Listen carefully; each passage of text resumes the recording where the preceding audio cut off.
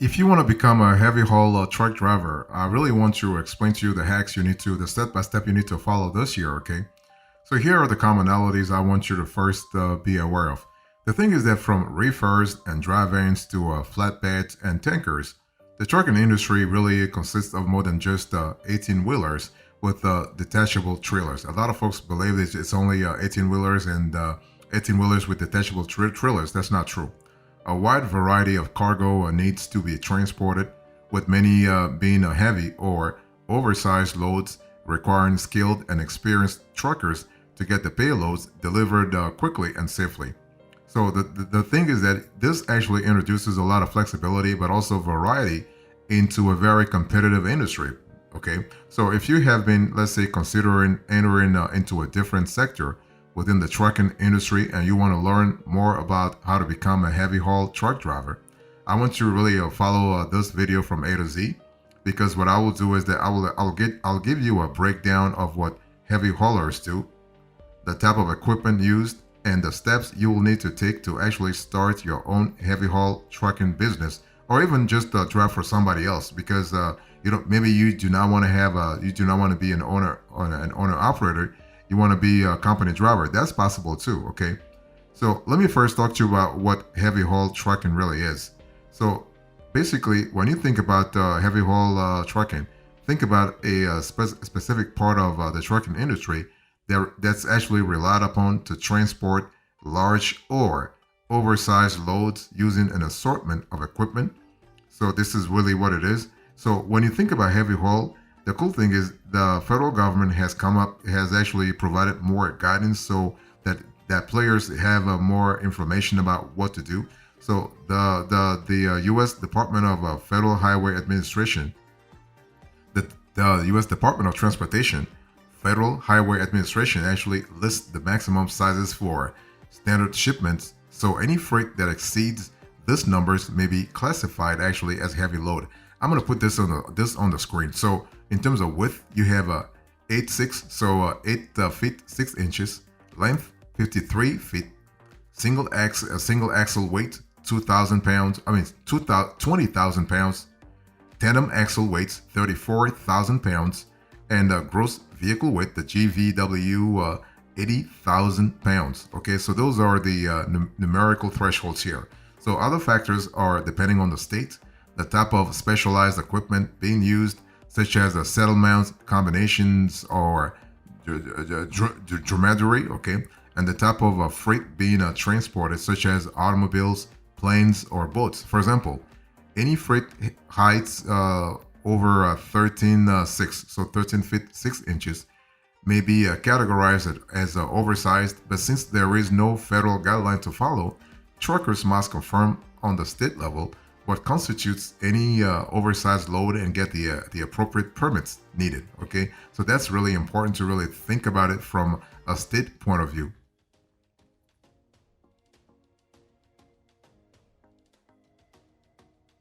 So let me talk to you about the types of heavy haul freight here. So when you think about heavy hauling, I want you to think about a very diverse activity. So heavy hauling is an exciting segment of the trucking industry to be part of because no two loads are alike. Think about it. Everything is different, right? One job may require a carrier to deliver, let's say, industrial equipment to a rural area, and the next, a group of automobiles through a highly compact city.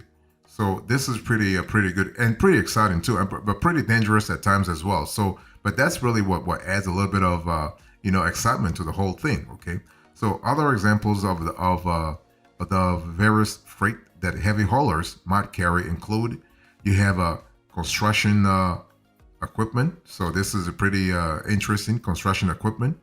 So especially when it comes to last mile delivery, so first mile, middle mile, and last mile delivery. You have bulldozers. This is another great industry where the heavy haulers do a lot of work. You also have power transformers. You have wind turbines and propellers. So propellers are also a really sort of powerful here. You have cranes. You have broilers. So broilers also are a big thing for heavy haulers. You have balers and harvesters. You have industrial equipment. So this is also another. This sort of is kind of limited to. It's kind of limited to a certain industry. But hey, listen, it is it is what it is. You have timber or piping. So this is another area where heavy haulers are pretty needed. You have pre-built homes. You have boats, and you also have planes. So you can see that you have a wide variety of use cases, a wide assortment of equipment being used depending upon the specific load that the heavy hauler is actually transporting.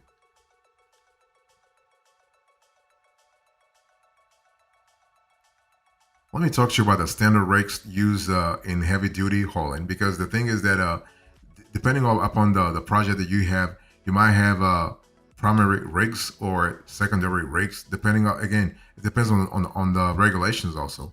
So, given the diverse cargo carriers transport, a heavy hauler must choose the best rig to get the job done based on its overall functionality and capabilities. And for that reason, you are likely to see the trailers listed on the screen here carrying oversized hauls. The first one is you have removable goosenecks. So the RGNs, the RGNs are pretty powerful in the industry. So this specialized trailers have a detachable front and can be actually lowered to the ground to create a ramp, making it a lot easier for motorized freight such as bulldozers to be easily driven onto the trailer. So that's really powerful here. So the RGN trailers can support up to 42,000 pounds, but additional axles allow upscaling up to 150,000 pounds. So you can see that the weight going super high. So that's the first rig. You have flatbeds. So flatbed trailers are open trucks with no roof or walls, and this configuration makes it easier for loaders to navigate the trailer. And it's really this configuration is really ideal for hauling logs of timber, pipes, and wide loads. They come in various sizes, with the most common being between 48 feet and 53 feet, with a maximum weight limit of 48,000 pounds. So you can see that we're pretty far away from the 150,000 pounds that you have with the RGNs. And then you have also the third rig. You have double drops. So also known as low boy, double drop trailers are used to accommodate taller cargo, such as construction equipment, and typically have the capacity to haul between 42,000 and 45,000 pounds before needing a permit. Finally, you have step decks. So step decks, also known as drop decks, those trailers are similar in use cases to double drops, as they are used to carry taller, heavy-duty freight, such as cranes. A step deck can generally hold a load of around 48,000 pounds. So what's my point here? My point is that if you understand the various types of rigs that you can use, if you want to be a heavy haul trucker, you can identify which is the best rig for your needs to make transporting your next load a lot easier, safer, and more efficient. And you do need to have that knowledge. Let's talk about ka-ching, ka-ching, ka-ching. How much do heavy haul truck drivers make? Because, why should you really give yourself all that sort of effort? Why should you make all that sort of, all that pain and just to be paid nothing? Well, due to the labor intensity, safety precautions, and high skill level needed to move oversized freight cautiously while still maintaining deadlines, heavy haul truck drivers actually are paid pretty well. Okay, so they are expected to earn a competitive salary. So the national average sits at about 56 to $75,000 a year, or 25 to $45 an hour. So that's pretty good. Okay, a good delta there. But seasoned drivers with special licensing, working with the right company, may have the potential to break past the six-figure mark. And we have seen, based on our investigation, that some heavy haulers actually earn all the way to $175,000 after 20 years in the industry. So this is pretty good. Okay, and so determining the price of transporting an oversized load involves calculating the presence of several factors. So let me give you some of the factors here. So you have permits needed, freight dimensions, the types of equipment, the distance, and the added labor. So when I speak about permits needed, I mean every state requires heavy load truckers to carry a permit specific to each load. So when you get a new oversized load, you will need to acquire a new permit. So that adds to the cost of the shipment. You also have the freight dimensions. So the dimensions of the load being carried actually factor into the risks involved in moving it, as well as the type of equipment being used, right? And also, so speaking about type of equipment, so depending on the size of the load, a heavy haul trucker must determine which rig is suitable for the journey. I just gave you the four main types of rigs that you will need in the industry. You have distance, so short distances on will naturally charge less than other transports traveling across the country. So if you do an OTR, you are going to charge more anyway. And also the added labor. So some oversized loads may require additional labor to haul, including escorts, navigating power lines or rough terrain, or other logistical maneuvers needed to deliver the freight safely. So let me give you the methodology here. So how do you start a heavy haul trucking business, or how do you become a heavy haul truck driver? So working for a company, for instance, okay? So it's important to understand that it's all about planning. It's all about strategy. So now that you have an idea of the types of work and equipment you will be using for oversized transport, the next stage is becoming a heavy hauler. And if you plan to start your own trucking business, ensuring your trucking operations gets off to the right start before you begin specializing in hauling heavy loads, okay? So the first thing you want to do right off the bat is actually take care of the basics. What are the basics? Well, you want to establish a business plan. I mean, you might be thinking, well, why do I need a business plan? No, you gotta really have a business plan, because this is basically your GPS, okay? So you want to set yourself up for success by researching the market and understanding how you will arrange financing for the equipment and other operating materials you need, such as fuel, permits, and more. So if you are planning to operate across state lines, you will need to secure a motor carrier authority and obtain an MC number. So this is important. So this is actually the significance actually of a business plan. Next thing you want to think about licensing and federal regulations. So becoming actually a heavy haul truck driver, really you will need a CDL. Let's just say becoming a trucker of any kind requires having a CDL. So you can obtain yours by attending a private driving school, or in some cases, trucking companies can offer to sponsor you to attend a CDL course. So please do some research on which option is suitable for you and your needs, okay? And it's one of those things where it has to match. Those things have to match what you are looking for. So once you've gotten your CDL, you want to pass the FMCSR exam, so the Federal Motor Carrier Safety Regulation exam, which involves getting a medical exam by a licensed examiner, which will be valid for up to 24 months from approval. And the second half of the exam will be a written portion testing your knowledge of the federal traffic laws.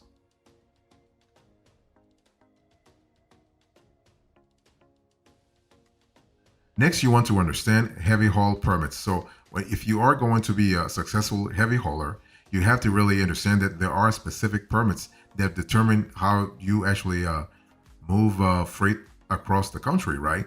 So an essential skills to being a successful heavy haul operator is proficiently communicating with authorities to attain a movement permit. So movement permits will be really significant because you are actually hauling, let's say, outsized loads.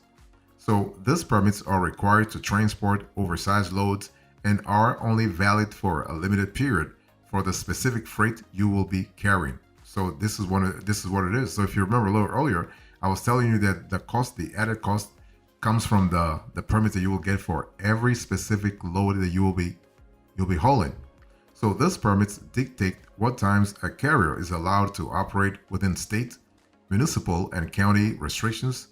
They also determine if escorts guide cars are mandatory for the load size and if so, how many, as well as other types of requirements, including signage, safety flags, banners, and flashing lights. Okay. Next, you have to think about finding the best heavy haul loads, right? So once you have the licensing, insurance, and equipment, you need to start actually looking for loads. So you need to find some high quality loads to move. So you can actually go to a load board. Actually, there are a lot of load boards on the market that can really help you out. You have that. You have truckstop.com. You have you have a lot of them. Okay, it's one of those things where you just have to see where you are at in terms of geography. Like you have to see the states and county and city where you are at, and to see which load boards has the best heavy hauls for you. But one thing for sure, you also have to make sure that you get paid properly, because the same way you have a lot of load boards, you also have different shippers, different pricing points. So make sure that you get paid for your efforts, and that the price is right. As I give you a little earlier, I give you the salary averages for heavy haulers this year. So think about that. Keep that in mind.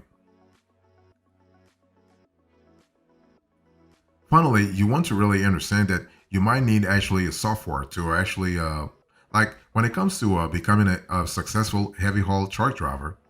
Besides the load board, you might need software. You might need freight brokers. You might need a dispatcher. You might need an entire support system to help you be successful. Okay, so basically, you can have a software to kind of help you identify the best way to communicate, the best way to communicate with your customers.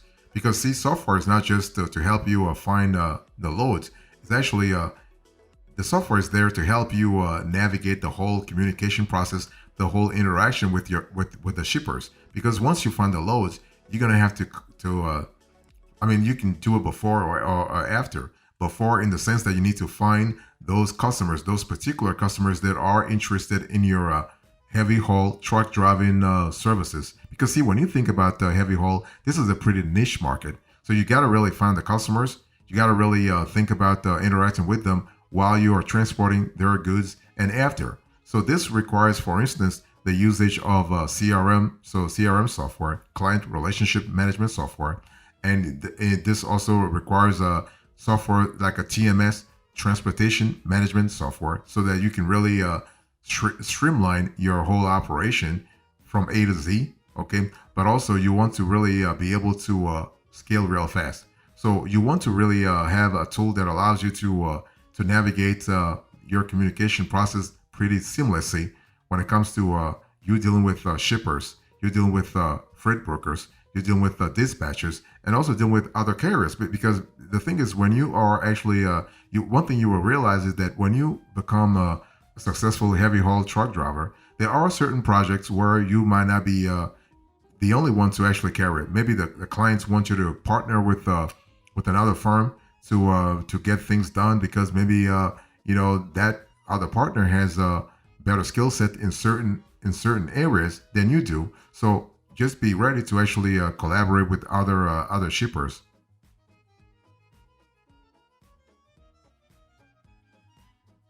So the bottom line here is that in today's conversation, I explained to you how to become a heavy haul truck driver. I gave you the commonalities, the methodology, and now the bottom line. Thank you so much. God bless you. I'll speak to you another time. Until then, remember, stay marvelous.